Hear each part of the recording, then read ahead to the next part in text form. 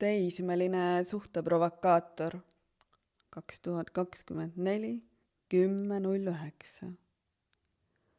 Ma nägin su läbi, nägin enda sees oleva provokaatori läbi, nägin läbi selle teismelise tüdruku, kes isaga praalis, selle, kellele isa alati alla jäi, kuigi tüdruk seda ei soovinud.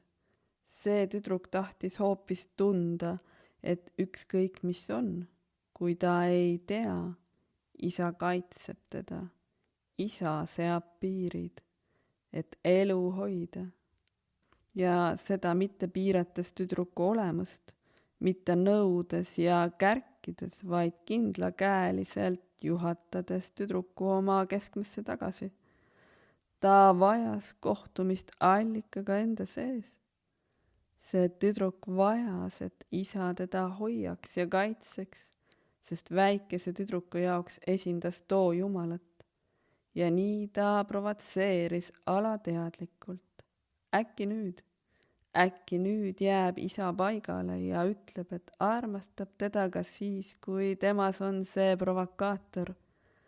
Ta soovis tunda isa tingimusteta kaitset ja seda, et isa on temast suurem. Ta tahtis tunda, et ta võib lõdvestuda, ta võib kogeda, ta võib riskida, ta võib mängida ning ruum ta ümber on hoitud. Ta elu on hoitud.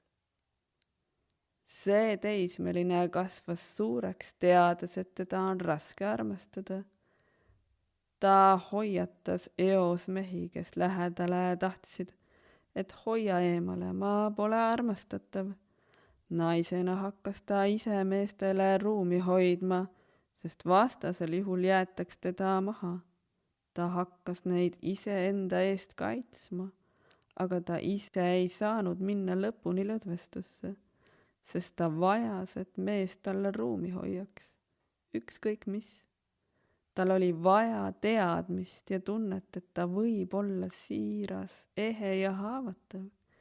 Ta võib olla vahel hirmunud, vahel kurb, vahel väsida ja vahel pisaratesse uppuda ja vahel ka teismelisena käituda. Ta vajas teadmist, et ta võib eksida ja ta maailm ei kuku kokku. Ja just seepärast ta provotseeris. Ta testis ebateadlikult, et kas mees, kes talle läheneb, jääb paigale või hülgab ta. Kuid see oli varjatud isa teema tema enda sees. Nii ta kohtus oma teel meestega, kes läksid kaitsesse, kes tundsid end saamatuna, kes tundsid, et nad ei saa hakkama ja jätsid ta, sest neil meestel oli ema teema. Nad ei tahtnud tunda end äbarikena, kuid ei suutnud samal ajal kohtuda enda sees oleva teismelisega. Need mehed olid samuti kinni teismeeas. Nad provotseerisid samuti naisi, et tunda, et ema neid armastab. Ja nii ei saanud mees ja naine kokku. Ei saanud, kuigi soovisid nii väga teineteist ja seeläbi ennast vabastada. Naine ei saanud midagi teha, sest nii kui ta tegema hakkas, oli suhtlus lõppenud. Ta sukeldus enda keha sisse, sest keha teab. Ja meest ma ei tea. Ühel ilusal päeval räägib ta sellest ise. Tean vaid seda, et provokaator on läbi nähtud, ta on rahunenud, ta on hoitud ja ta teab nüüd, mida ta vajas. Kõik need pikad aastad vajas. Ja ta teab nüüd, et nii jonnides seda ei saa. Nad olid olnud ise oma armastuse voolutee peale ees. Nad ei osanud ennast siiamaani väljendada, sest emotsioonid olid üle pea. Nad janunesid vabadust.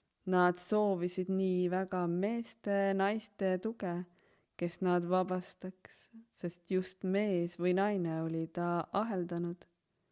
kuid nad ei suutnud valida inimest, kes seda teha saaks. Nii vabastas naine Allika enda toel hingejuhatuses Jumala abiga iseend selle pinge seest. Ja mees ei püüa endas olevat provokaatorit enam suhetes naise selja taha peita. Nüüd saavad nad pingevabalt kõnelda, liikuda, teineteisele ehedalt silma vaadata ja mängida, sest nad teavad, et Allikas on kogu aeg nende endi kätes. Naisel pole vaja meest provotseerida, kummalgi pole vaja päästjat otsida, teisest haarata või enda südant peita.